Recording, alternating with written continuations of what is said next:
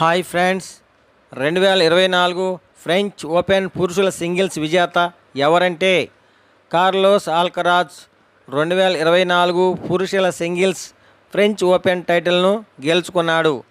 Carlos ఆల్కరాజ్ Alexander జ్వరేల్పై గెలిచాడు. Carlos ఆల్కరాజ్ Spain క్రీడాకారుడు. ఇది తనకు మూడో గ్రాండ్ స్లామ్ మరియు మొదటి ఫ్రెంచ్ ఓపెన్ టైటిల్ను గెలుచుకున్నాడు. ఫ్రెంచ్ ఓపెన్ను రోలాండ్ గారోస్ అని కూడా పిలుస్తారు. ఇది ఫ్రాన్స్లోనే ప్యారిస్లో స్టేడ్ రోలాండ్ గారోస్లో 2 వారాలు జరిగే ఒక ప్రధాన టెన్నిస్ టోర్నమెంట్. 1891లో అంటే 133 సంవత్సరాల క్రితం ఈ ఫ్రెంచ్ ఓపెన్ టెన్నిస్ని ప్రారంభించడం జరిగింది. ఈ వీడియోస్ నచ్చితే లైక్ చేయండి, షేర్ చేయండి.